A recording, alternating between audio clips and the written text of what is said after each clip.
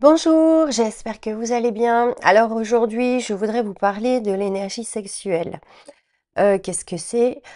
Et notamment, en fait, les mots que l'on pose, donc par exemple énergie sexuelle, réellement, si vous allez dans le physique quantique, ça n'existe pas. Une énergie, c'est l'énergie. L'énergie se calcule en joules et quelle que soit cette énergie. Donc en fait, il va y avoir des fréquences. La fréquence de la colère n'est pas la même fréquence que la tristesse ou l'amour. Ça, on est bien clair là-dessus. Donc moi, je vais employer le mot énergie sexuelle, mais réellement, c'est l'énergie, quoi. C'est l'énergie de vie. Sauf que ça va d'où ça part. Donc quand je parle d'énergie sexuelle, je pars de cette énergie qui vient du bide, des tripes, donc du chakra sexuel, cette énergie qui permet de créer un bébé au premier abord, mais aussi de créer notre vie tout entière. C'est de cette même énergie dont on parle, l'énergie de création, l'énergie de la vie, d'où on vient en fait, hein, et Dieu créa le monde. C'est de cette énergie-là que je veux parler, et que dans notre bide, nous avons tous. Cette énergie, elle va se déployer, donc on la ressent. On la ressent comme un désir sexuel, mais un désir de tout. Le premier désir étant le désir de vivre, hein. On a ça, c'est très animal, ce désir de vivre. On le voit quand on est en mode survie, d'accord? On veut rester en vie, quelle que soit la chose en réalité, sauf vraiment quand on a lâché prise. Auquel cas, donc, ce désir est vraiment très puissant. C'est pour ça qu'on ressent des désirs et, a posteriori, de la frustration. Ça va ensemble, c'est les deux faces de la même pièce, où c'est la douche chaude et la douche froide. Donc voilà pour poser un petit peu l'état d'esprit dans lequel je vais parler d'énergie sexuelle. L'énergie sexuelle, c'est vraiment ce qui part de nous, ce qui part du bas-ventre, ce fort désir de créer, de vivre, de jouir de la vie, d'avoir du plaisir. Voilà. Alors le truc, c'est que je vais au premier abord aussi parler de quand on ne se décharge plus, quand on ne perd plus cette énergie. Et donc en l'occurrence, on pourrait penser comme si on la retenait, donc on n'a plus de relations sexuelles.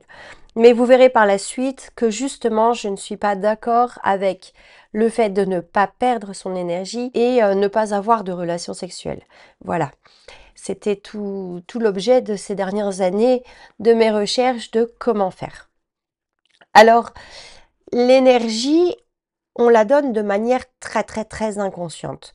D'ailleurs, même moi, à mon stade où j'ai un peu plus conscience, je suis encore très inconsciente de certaines énergies que je donne, par exemple en pensant à des situations, en pensant à des choses, euh, en pensant, quand vous pensez en colère à votre banquier ou à vos impôts, ou vous êtes stressé parce que vous avez des deadlines que vous n'avez pas fait par rapport à des administrations ou autres.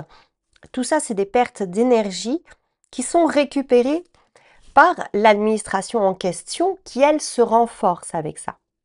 Voilà.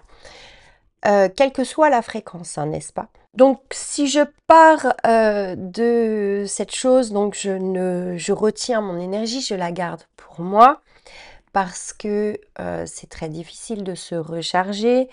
Vous pouvez avoir la dynamique énergétique, donc de comment ça se passe sur la playlist dynamique énergétique des relations amoureuses et sexuelles. Là, je ne vais pas reparler de ça. Je veux vraiment vous amener dans le cadre, imaginez, vous ne perdez plus d'énergie et le pourquoi et qu'est-ce qui va se passer. En tout première chose, quand on perd de l'énergie, effectivement, la vie qu'on vit n'est pas celle rêvée. D'ailleurs, euh, très peu de monde vivent la vie de leurs rêves. Et pourquoi? En réalité, on parle des 1%, des riches, etc. Après, il faudrait rentrer, il faudrait les connaître un par un et savoir si réellement, malgré tout leur pouvoir et leur argent, ils vivent réellement la vie de leurs rêves. J'ai l'impression qu'en voyant les défaillances de certaines personnes de ce monde, j'ai pas l'impression qu'en fait c'est du bonheur qu'ils vivent à chaque instant, qu'ils rayonnent le bonheur et qu'ils en déploient à tout le monde. Voilà, ça c'est mon avis. Mais cela dit, revenons à nous. Déjà, pour essayer, nous, de créer cette vie de rêve qui se fait difficilement, qui se fait étape par étape, et c'est pas comme si je gagne au loto du jour au lendemain. Alors, on pourrait se poser des questions de pourquoi tant de choses en moi sont incontrôlables. Je fais des choses que je ne contrôle pas, et beaucoup d'ailleurs. Pourquoi le désir et la frustration ont tant de place dans ma vie? Pourquoi le plaisir immédiat est mis en priorité? Il dirige même carrément toute la vie sans qu'on ait le souci réel des conséquences à court, moyen et long terme. Tout ça, on ne nous l'a pas appris, bien au contraire. Et les choses qu'on a apprises, on les ressent en nous tellement fortes qu'on croit qu'en fait c'est un besoin carrément. Si on en revient au désir et relations sexuelles, alors on nous a fait croire que c'était normal, que c'était sain, que c'était humain d'avoir tout un tas de désirs, d'avoir des relations comme ça multipliées. Et même maintenant, c'est normal d'avoir de multiplier les partenaires, de multiplier les façons de faire. Ça, ça dégénère quand même un petit peu, hein. Un petit peu. Bref. Alors pourquoi en nous il y a cette insatisfaction chronique en fait? J'imagine que vous comme moi personnellement, je ne suis pas encore satisfaite pleinement et quotidiennement de ma vie. Il y a des choses, oui, je me sens beaucoup plus remplie, mais parfois je trouve que ça manque de joie. Parfois je trouve que il y a encore trop de choses à faire dont je n'ai pas envie. Des choses sociétales, des choses qu'on doit faire parce qu'on est un adulte humain sur cette terre. Et je trouve que c'est encore trop présent dans ma vie. Vous me direz, est-ce qu'on peut s'en détacher? Je ne sais pas, sauf si je décide de vivre dans les bois sans électricité et sans eau. Peut-être. On voit bien quand même, si on s'en tient à la sexualité, que il y a quand même beaucoup d'insatisfaction. J'entends beaucoup parler de mes besoins ne sont pas les mêmes que ma partenaire. Moi, je voudrais faire ça, l'autre ne veut pas. Ou alors, même quand on a parfois la relation ou même disons un temps pendant avec votre partenaire, ça se passe très bien pendant un mois et il y a tout ce que vous voulez. Eh bien, bizarrement, il y a au fond, hein, quand on regarde bien au fond de soi, il y a une insatisfaction chronique. Même quand des fois on est dans la fusion sexuelle, que c'est terrible, on ne fait qu'un avec l'autre, il y a malgré tout cette insatisfaction derrière parce qu'on sait qu'il va y avoir des fusions derrière et ça fait mal déjà. Alors là, je vais peut-être un peu loin, mais pourquoi pas. Euh, mais en tout cas, on voit bien qu'il y a quelque chose qui tourne par rond, euh, voire même qu'on marche sur la tête et que tout est à l'envers. Alors, l'énergie sexuelle, c'est pas juste un désir en fait, c'est pas juste un plaisir immédiat. Réellement, c'est une force exceptionnelle que l'on a tous. Rappelez-vous, c'est cette force qui donne la vie à un être humain, mais par laquelle on est venu également. Mais c'est aussi cette force qui vous permet énormément, énormément de choses, notamment d'avoir en premier abord les pensées plus claires, être plus en présence à soi, donc moins ressentir, moins vivre dans le manque, moins ressentir l'insatisfaction, moins ressentir la tristesse et les émotions fortes. Être vraiment à ce qui se passe dans le réel, donc avoir un discernement bien plus affûté. Quand je parle de ce qui se passe dans le réel, c'est-à-dire d'aller voir en profondeur les choses, pas juste ah, il s'est passé ça, ou non, d'aller voir en profondeur. C'est par exemple, juste un exemple comme ça, votre homme ne vous ghoste pendant ça s'est bien passé, vous avez passé un super week-end, et pendant 3 jours, il ne vous répond, ou à peine, c'est juste un smiley, etc. Eh bien, au lieu de dire, comme tout un chacun, d'appeler sa copine et de dire oui, tu te rends compte, je comprends pas, c'est terrible, et d'en souffrir, hein, parce que a priori dans votre tête ça s'était très bien passé. Et quand je parle de voir le réel, c'est-à-dire d'aller chercher très très très loin derrière, quelle est ma blessure, quelles ont été toutes les pensées, est-ce que ça partait de peur de le perdre? Est-ce que justement cette insatisfaction de dire il va falloir retourner au travail, je vais devoir défusionner avec la personne, etc. Est-ce que ça n'a pas généré justement une boule d'énergie négative qui a fait que l'autre se distance? Vous voyez? On part du principe, et ça, bon, je sais que c'est très très peu intégré parce que ça, on ne nous l'a pas dit non plus à l'école, hein. Mais le monde dans lequel on vit n'est pas le même pour chacun. C'est-à-dire que le monde dans lequel je vois, là, je vous parle à partir d'un espace qui est le mien. C'est ma vision qui a été plusieurs fois modifiée dans ma vie, mais c'est quand même ma vision. Je vous parle avec mes ressentis, avec mes mémoires, avec ce que je connais, avec mes propres lunettes. Et vous allez recevoir même ce que je dis, pas avec mes lunettes à moi, donc vous n'allez pas du tout comprendre la même chose de ce que moi j'apporte ici. Chacun va comprendre des choses différentes. C'est pour ça, que si vous regardez les commentaires, vous aurez des commentaires plus ou moins différents, voire même complètement opposés. Ouais, génial, ça vibre avec moi, ou alors, mais c'est taré, c'est n'importe quoi. Voilà, donc ça c'est vraiment parce que chacun vit son monde comme il le voit, comme il le croit, et fabrique son monde comme il le croit. Et c'est justement ça, cette énergie sexuelle, c'est que je fabrique mon propre monde. Et pourquoi je le fabrique inconsciemment? Parce que j'ai des lunettes différentes des autres. Et ces lunettes sont ma perception de la vie, comment mes parents m'ont indiqué la vie, comment eux-mêmes ont été indiqués par les grands-parents, et comment mes expériences de vie ont soit appuyé sur ce que je savais déjà, ce que je croyais déjà, ou alors invalider ce que je croyais déjà, montrer autre chose. Est-ce que c'est bon, est-ce que c'est pas bon, je n'en sais rien. Et souvent, tout ça est en mode programmation inconsciente. Cette programmation, donc, c'est ce qu'on va appeler la programmation générale, la programmation terrestre, la programmation matricielle, de la matrice. Donc, nous sommes dans une programmation de matrice que nous avons constituée tous ensemble. Nous avons été absolument tous d'accord pour mettre en place des banques, des impôts, une police, etc. Même si certains pensent se rebeller contre, en fait, ils se rebellent contre, mais ils sont tellement contre qu'ils donnent toute leur énergie pour le coup des fréquences de colère, mais ça va toujours au même endroit. Vous voyez? Voilà dans le sens où on nous a dit des choses. Désolée, je ne sais plus où j'en étais, j'étais interrompue.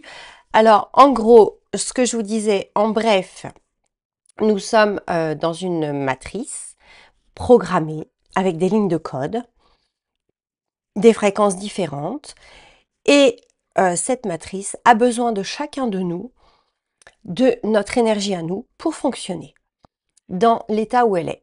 Et c'est nous qui faisons fonctionner cette matrice. Notre énergie sexuelle est très importante pour elle. Et vous le voyez bien que beaucoup de choses tournent autour du sexe pour le pouvoir et l'argent. Donc notre énergie est vraiment notre énergie sexuelle, ou notre fréquence énergétique sexuelle, est vraiment extrêmement importante pour créer notre monde. Utilisée sans conscience, elle est éphémère. Elle prend très vite un plaisir instantané, certes, mais elle laisse un vide à chaque fois. Elle laisse un vide et on cherche absolument des solutions. On cherche tout le temps des solutions pour combler ce vide qu'elle laisse derrière nous et refaire à nouveau un plaisir éphémère.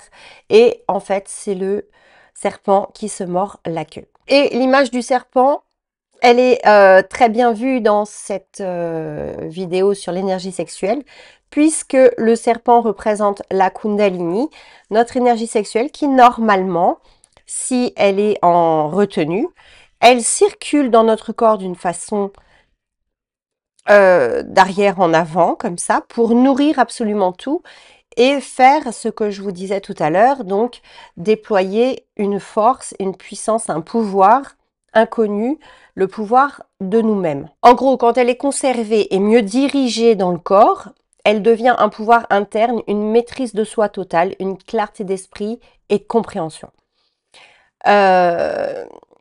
Au début, c'est des changements subtils. On a plus de volonté, moins de fatigue, plus de facilité à faire des choix, plus de projets dans la vie et un élan en fait à les réaliser, à aller au bout. Parce que c'est ça, quand on est vidé de son énergie sexuelle, on n'a plus la volonté, on n'a plus l'énergie, même plus pour dire non en fait. Il nous reste juste l'instinct de survie et la survie. La vision de la vie change, la vision de ta vie change, et surtout on veut plus nourrir les choses qu'on nourrissait avant. Donc en fait, on se remet en question sur tout, on remet la totalité de sa vie en question, et effectivement, quand on fait ça, bien on peut plus revenir en arrière parce qu'on a vu, et en même temps on est dans un mal-être parce que on se demande mais qu'est-ce que je dois faire, où je vais, qu'est-ce qui se passe en fait, toute notre colonne vertébrale est remise en question, donc ça peut éventuellement amener un certain mal-être. Et c'est là qu'on peut du coup s'arrêter et ne pas continuer. Mais si on continue, les choses se stabilisent, changent et on prend vraiment un ancrage, une confiance en soi terrible et une envie vraiment de faire les choses à fond. C'est très libérateur parce qu'on arrête d'être soumis en fait. On ne veut plus être soumis et on cherche des solutions pour se redéfinir et pour récupérer notre pouvoir en fait. C'est vrai que cette énergie, on nous a appris fortement à la gaspiller le plus vite possible, le plus souvent possible, et on ne vous apprendra jamais à utiliser votre pouvoir. Sinon, où seraient les maîtres et les esclaves, n'est-ce pas? Et comme je disais tout à l'heure, même ceux qui jouent les rebelles, en fait, réellement, ils nourrissent toujours, mais d'une façon différente. Et je dirais même qu'avoir là où on nous emmène dans une espèce de dépravation, dans un anti-amour, dans le chacun pour soi, dans l'individualisme, là on nous emmène vers ça. Donc on pourrait même se dire que plus on est rebelle, plus on nourrit en fait cette matrice. Et avec notre énergie sexuelle, c'est pas du tout vers ça qu'on tend en fait. On tend vers un monde plus harmonieux, plus beau, on tend à être en paix, à être en harmonie avec les autres, à avoir des bonnes relations. C'est plutôt l'inverse. Le problème, c'est que il y a pas grand monde qui savent ça, il n'y a pas grand monde qui s'en rend compte. Certains même commencent à se poser des questions, à être attirés par la loi d'attraction, à penser qu'ils peuvent effectivement manifester, etc. Mais ce qu'ils ne savent pas et ce qu'on ne vous dit pas dans la loi d'attraction, c'est que pour faire un bébé, il faut un principe féminin et un principe masculin qui est le spermatozoïde et l'ovule au niveau matériel, 3D. Mais dans les dimensions supérieures, donc quand on parle de dimensions supérieures, c'est pas allô les petits cuits-cuits, je comprends rien à la vie. Non, tout simplement, c'est que votre côté émotionnel est sur une dimension un peu plus éthérée. Une émotion, ça se prend pas, comme une chose dans la main. Euh, et plus encore plus haut, toutes vos pensées. Vos pensées, c'est un petit peu comme du vent. Hein. Les émotions encore, ça peut être comme de l'eau, c'est fluide. On peut quand même les ressentir très fort dans le corps. Une pensée, on ne la ressent pas. On la pense simplement. C'est l'émotion qui vient avec qu'on ressent dans le corps. Donc une pensée est bien plus fluide, bien plus éthérée, tout simplement. Donc voilà, quand on parle de dimension, c'est quand on se sépare de la matière. On va de plus en plus haut. Donc j'en reviens à dire que la loi d'attraction, qui est une chose plus éthérée, pour qu'elle arrive à se matérialiser, il faut qu'il y ait un principe mâle et un principe femelle. Les pensées, justement, sont un principe mâle. C'est des pensées qui rentrent, ça pénètre dans votre tête, d'accord? Et le principe féminin, c'est donc tout ce qui est émotion. Donc ça pénètre dans la tête et ça génère une émotion. Et c'est les deux combinés qui vont manifester quelque chose. Donc imaginez les pensées sombres de peur qui vous donnent des émotions négatives dans le corps. Voilà avec quoi on manifeste notre vie. Et tout le principe en fait, c'est de modifier ses pensées.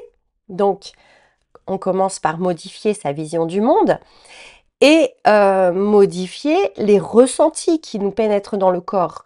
Mais des fois, on a du mal. Par exemple, si vous avez peur de quelque chose très fort, vous allez avoir du mal à ne pas ressentir ça. Alors, on ne vous demande pas de ne pas le ressentir, en fait. On vous demande simplement de justement le ressentir, mais de ne pas le prendre pour vous, de le ressentir, de le vivre, même si ça vous fait pleurer, ça vous fait crier, peu importe. On le vit tout en étant détaché de nous. Et ça donne de l'information. Donc si je vis ça, c'est que mes pensées et tout ce qui se passe autour de moi, c'est pas bon. Donc il faut que je modifie ma vision pour ne plus que ça pénètre et que ça me fasse de telles émotions. C'est un peu compliqué hein, ce que je raconte. Je pars loin.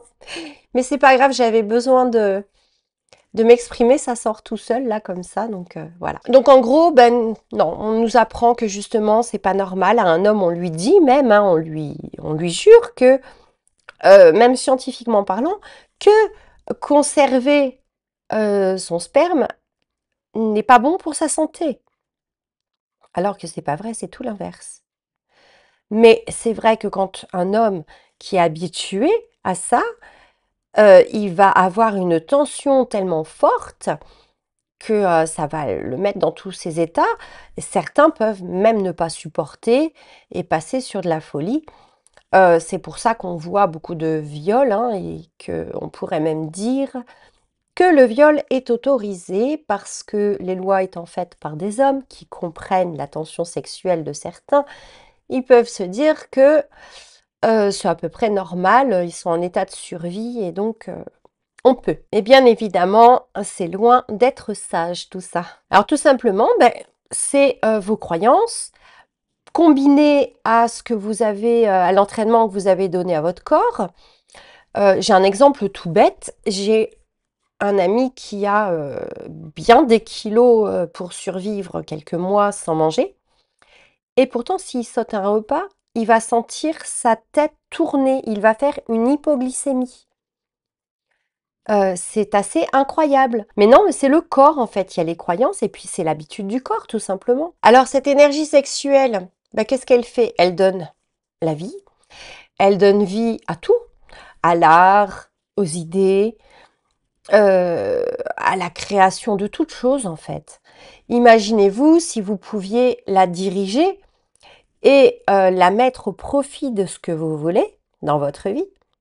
Est-ce que c'est pas ça un vrai pouvoir? C'est vrai que les relations sexuelles, à ce moment-là, de toute façon, comme le corps est déshabitué, elles deviennent futiles parce que on voit aussi tout ce qui se passe derrière.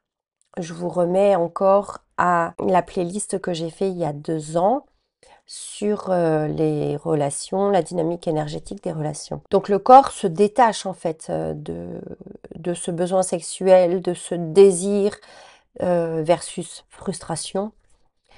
Donc ce qui vient par-dessus tout, en fait, c'est le désir de connexion et de partager de l'amour avec l'autre.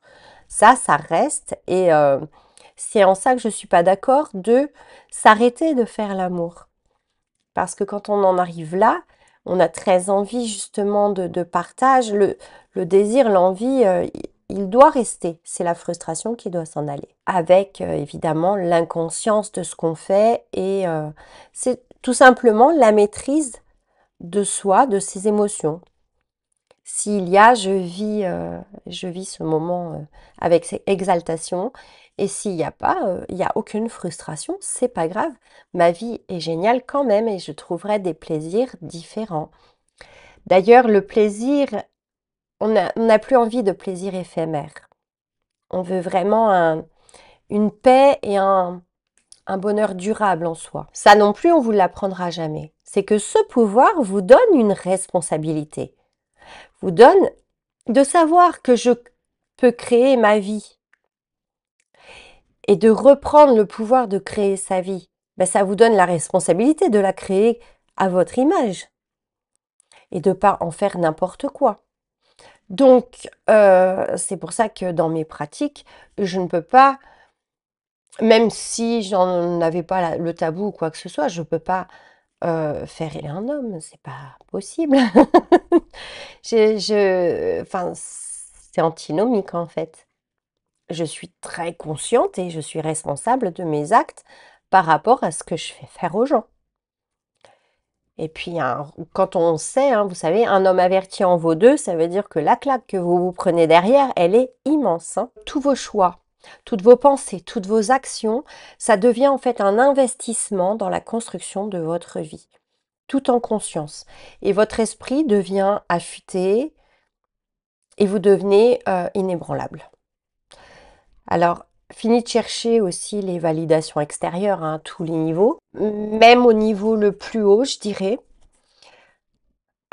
C'est difficile d'en arriver là, mais si vous voulez pas payer vos impôts parce que vous estimez que les impôts vont pas pour notre bien, mais vont pour nourrir les banques, etc., pour le pouvoir, pour le pognon, pour Monsanto, pour la guerre. Hein, on est en plein dedans, hein, on nous parle de qu'on va nous prendre de l'argent pour financer une guerre dont on ne veut pas. Et donc, bah, vous pouvez décider de ne plus payer les impôts. Il y a une Canadienne qui a fait ça, hein, elle a fait quelques mois de prison et elle a réussi. Voilà, c'est des choix et il faut... c'est des choix et la volonté qu'on obtient, donc elle pousse jusque-là. C'est pas ce qu'on vous demande, d'ailleurs moi-même je ne le fais pas. Mais voilà, c'est pour donner un exemple tout simplement. Voilà. Alors, avant, votre esprit passait par exemple d'une pensée à une autre. Souvent, les pensées n'étaient pas géniales en plus. De ce que si je fais ça, si je dis ça, si je fais comme ceci, ça va déplaire à un tel, ou on va penser ça de moi, ou etc., etc. Juste un petit exemple par rapport à ça où je me suis fait encore avoir il y a quelques jours. Un ami qui me demande un service par rapport à juste faire un acte qui n'était pas bien terrible en soi, hein. Juste faire quelque chose pour un ami à lui, mais que je ne connais pas. Eh bien, j'ai passé 3 heures à m'organiser en fait en fonction de cette personne. Et cette personne n'est pas venue. Mais bon, je pouvais m'en prendre qu'à moi. Parce que là derrière ce truc-là, c'est que je voulais être bien vue par cet ami une fois de plus. Voyez? Le regard des autres. Alors on peut dire, effectivement, non, le regard des autres ne m'implique pas.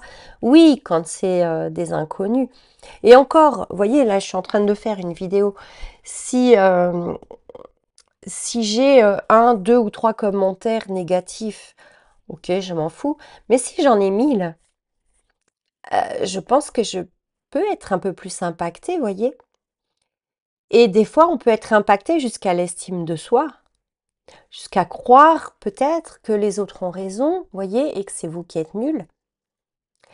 Donc tout ça, on s'en départit aussi. Et c'est vraiment une importance extraordinaire de se départir de ça. C'est vraiment, ça fait du bien. Mais je veux dire que voilà, on peut être encore là-dedans très longtemps. Mais surtout, voilà, on a une sensation de bonheur, d'être en paix, d'être complet.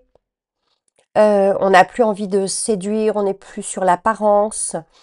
On n'a plus cette sensation de vide en fait. C'est ça d'être complet, hein, c'est plus de sensation de vide. Ça ne veut pas dire qu'on n'a pas d'émotions négatives. Ça arrive encore, bien évidemment.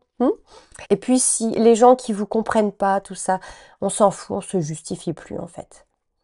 Ça va pas, on dit bon bah au revoir et puis c'est tout quoi. Bon, c'est pas grave, hein. On veut juste en fait être aligné avec soi. Les pensées, actions et résultats aussi forcément. Tout est aligné dans la même direction. Mais parfois, il y a encore effectivement des failles et il faut continuer, continuer, continuer. Sans regarder derrière, sans remords et sans manque surtout. À ce moment-là, vous commencez à magnétiser les choses selon vos ressentis. Et il s'agit plus du tout des autres, mais juste de vous, de votre ressenti à vous. Se laisser aller à l'impulsion et vous perdre, ça n'existe plus. Et pour moi, c'est ça la liberté. C'est d'être ce que vous voulez, sur un but que vous voulez, un but désiré, et sans chaîne mentale ni croyance.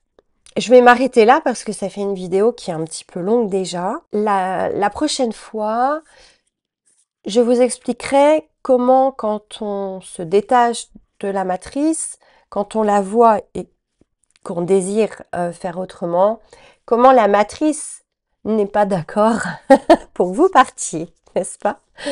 Parce que, comme je disais, elle a besoin de notre énergie sexuelle à tous. Et quand il y a des gens, et je ne suis pas la seule, et on est de plus en plus, et j'espère que vous en faites partie aussi, quand on se détache de cette matrice, pas en mode rebelle du tout, en mode libre, eh bien, on commence à créer autre chose. Et on commence à créer dans le lien, dans la bienveillance, et ça plaît pas forcément. Voilà. Donc, je vous expliquerai aussi une autre fois, donc comment vivre avec son énergie sexuelle, la diriger. Donc, c'est l'histoire de la Kundalini. Je fais d'ailleurs une conférence sur la Kundalini cette semaine. Vous aurez toutes les infos en bas de cette vidéo. Vous êtes les bienvenus. Et j'espère que mon message va passer selon vos lunettes quand même pour des prises de conscience.